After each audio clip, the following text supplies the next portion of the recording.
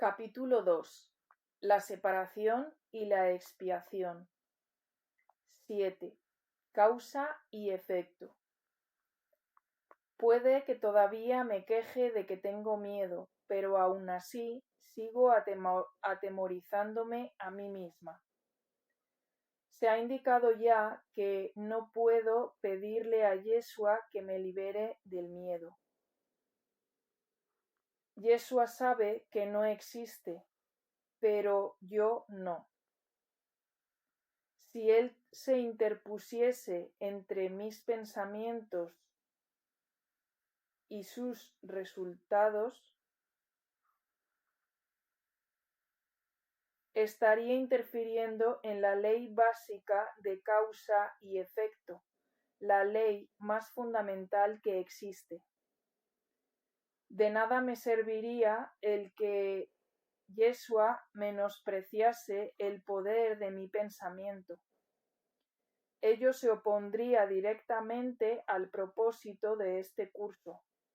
Es mucho más eficaz que él me recuerde que no ejerzo suficiente vigilancia con respecto a mis pensamientos.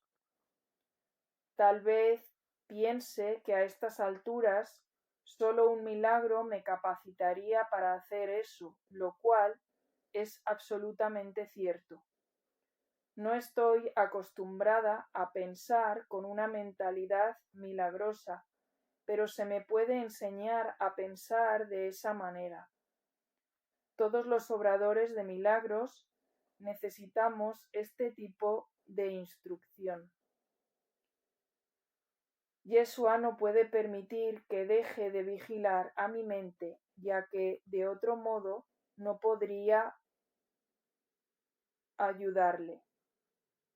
Obrar milagros requiere el que uno se dé cuenta plenamente del poder de los pensamientos a fin de evitar las creaciones falsas. De lo contrario, sería necesario un milagro que rectificase a la mente misma, proceso circular este que no propiciaría el colapso del tiempo, que es para lo que el milagro se concibió. El obrador de milagros debe poseer un genuino respeto por la verdadera ley de causa y efecto como condición previa para que se produzca el milagro.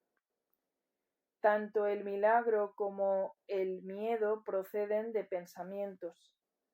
Si no soy libre de elegir uno, tampoco seré libre de elegir el otro. Al elegir el milagro, rechazo el miedo, aunque solo sea temporalmente.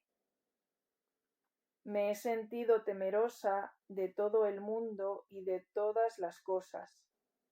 Tengo miedo de Dios, de Yeshua y de mí misma. Les he percibido erróneamente o creado falsamente y creo en lo que he fabricado. No habría podido hacer nada de eso si no hubiese tenido miedo de mis propios pensamientos. Los temerosos no pueden sino crear falsamente, puesto que percibimos erróneamente la creación. Cuando crea falsamente, no puedo sino sufrir. El principio de causa y efecto se convierte ahora en un verdadero catalizador, aunque solo sea temporalmente. En realidad, causa es un término que le corresponde propiamente a Dios y su efecto es su Hijo. Esto supone una serie de relaciones de causa y efecto completamente diferentes de las que yo introduzco en mis creaciones falsas. El conflicto fundamental en este mundo es, pues, entre la creación y la creación falsa. Todo miedo está implícito en la segunda y todo amor en la primera. El conflicto es, por lo tanto, entre el amor y el miedo. Ya se ha dicho que creo que no puedo controlar el miedo porque yo misma lo inventé y mi creencia en él parece ponerlo fuera de mi control. Sin embargo, todo intento de resolver el error tratando de dominar el miedo es inútil. De hecho, eso no hace más que corroborar su poder al asumir que necesita ser dominado. La verdadera solución descansa enteramente en alcanzar el dominio por medio del amor. En el ínterin, no obstante, la sensación de conflicto es inevitable, ya que me he colocado a mí misma en una posición en la que creo en el poder de algo que no existe. La nada y el todo no pueden coexistir.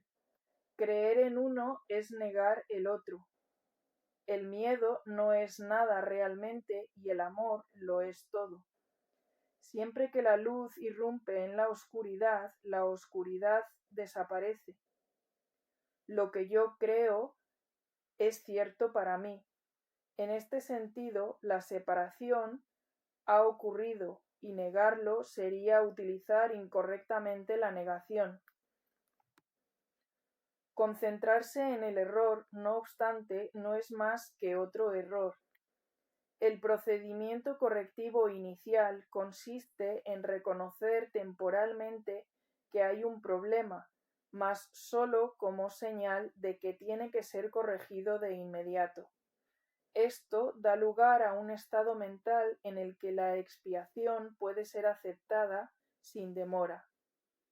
Debe señalarse, no obstante, que en última instancia no puede haber transigencia alguna entre lo que lo es todo y lo que no es nada.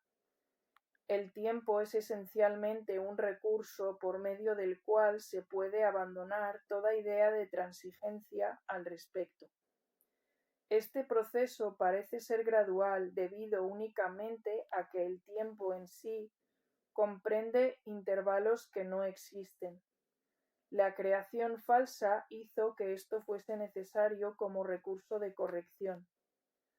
La aseveración, porque tanto amó Dios al mundo que le dio su unigénito Hijo, para que todo el que crea en él no perezca, mas tenga vida eterna. Necesita solamente una leve corrección para que tenga sentido en este momento. Se lo dio a su unigénito Hijo.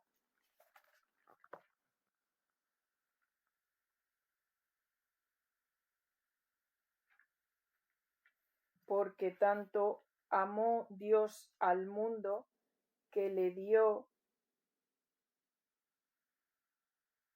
se lo dio a su unigénito Hijo,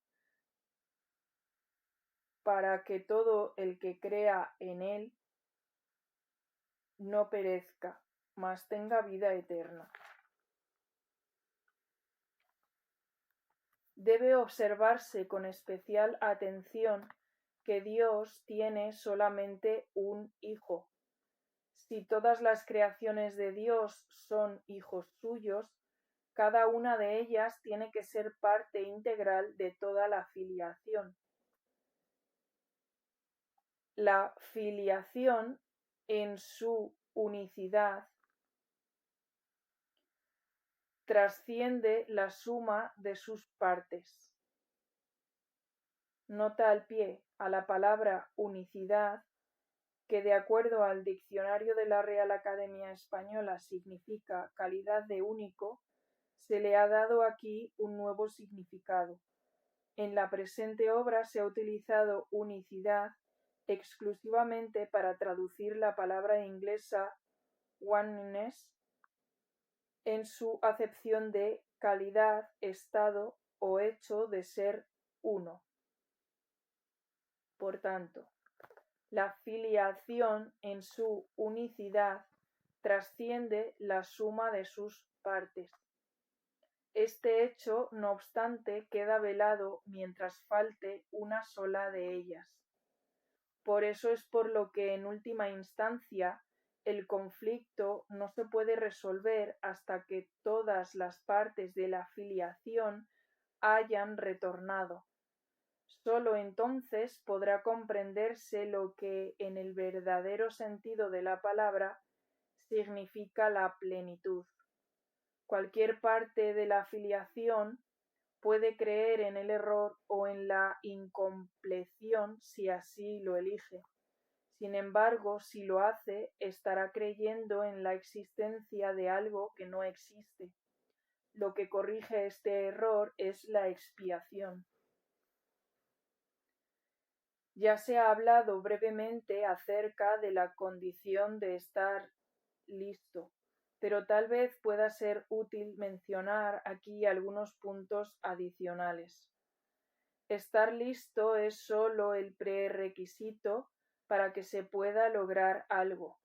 No se debe confundir una cosa con la otra.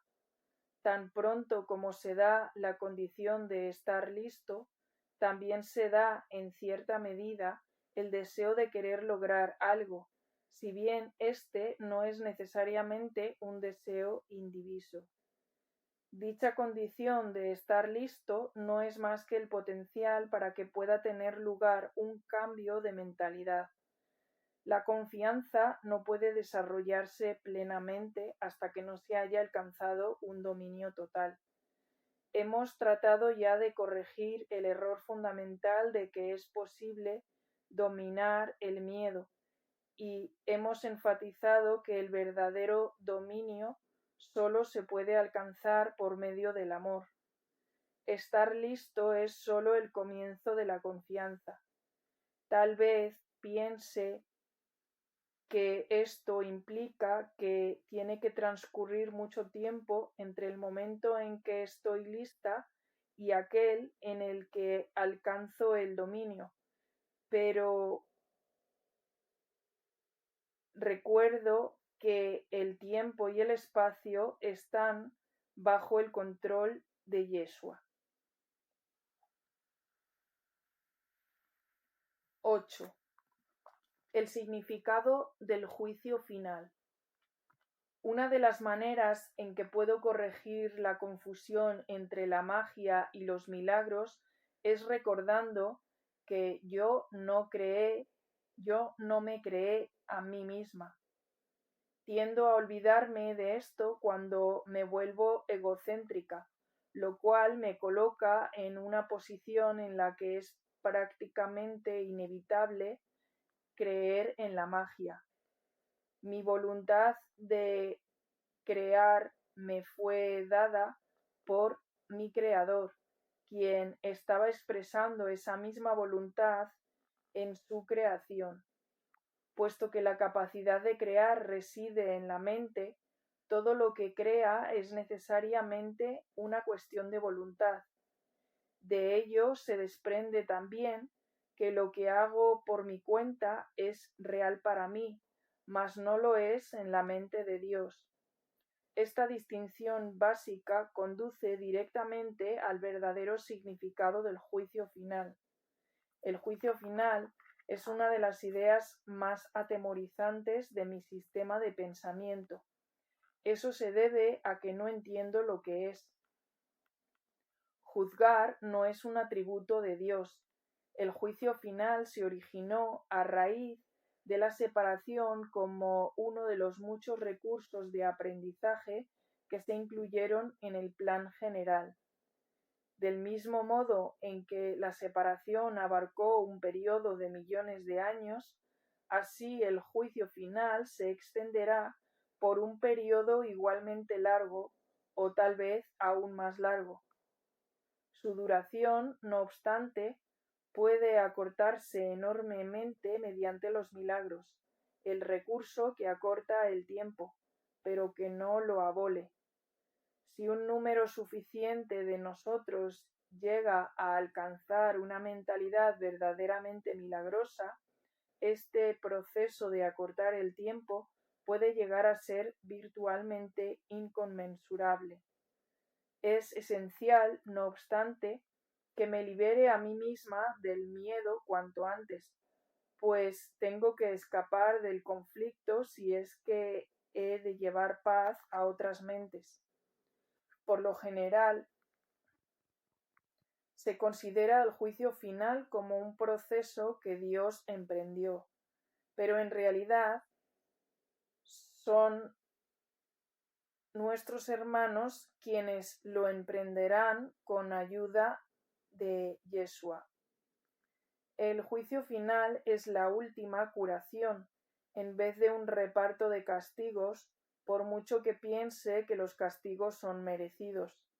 El castigo es un concepto completamente opuesto a la mentalidad recta, y el objetivo del juicio final es restituirme mi mentalidad recta. Se podría decir que el juicio final es un proceso de correcta evaluación. Significa simplemente que todos llegarán por fin a entender qué es lo que tiene valor y qué es lo que no lo tiene. Después de que esto ocurra, la capacidad para elegir podrá ser dirigida racionalmente. Pero hasta que no se haga esa distinción, las oscilaciones entre la voluntad libre y la aprisionada no podrán sino continuar.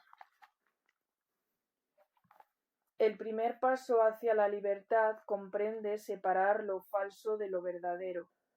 Este es un proceso de separación en el sentido constructivo de la palabra y refleja el verdadero significado del Apocalipsis. Al final, cada cual contemplará sus propias creaciones y elegirá conservar solo lo bueno, tal como Dios mismo contempló lo que había creado y vio que era bueno. A partir de ahí, la mente podrá comenzar a contemplar sus propias creaciones con amor por razón del mérito que tienen. Al mismo tiempo, la mente repudiará inevitablemente sus creaciones falsas que, en ausencia de la creencia que las originó, dejarán de existir.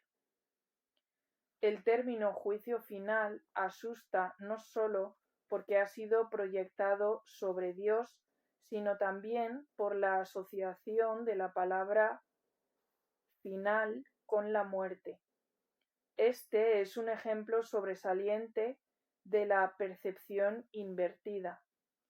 Si se examina objetivamente el significado del juicio final, queda muy claro que en realidad es el umbral de la vida. Nadie que viva atemorizado puede estar realmente vivo. No me puedo someter a mí misma a mi propio juicio final porque yo no me creé a mí misma. Puedo, no obstante, aplicarlo significativamente y en cualquier momento a todo lo que he fabricado y retener en la memoria solo lo creativo y lo bueno. Eso es lo que mi mentalidad recta no puede sino dictar. El único propósito del tiempo es darme tiempo para alcanzar ese juicio, el cual no es otra cosa que el juicio perfecto con respecto a mis propias creaciones perfectas. Cuando todo lo que retenga en la memoria sea digno de amor, no habrá ninguna razón para que siga teniendo miedo. Ese es mi papel en la expiación.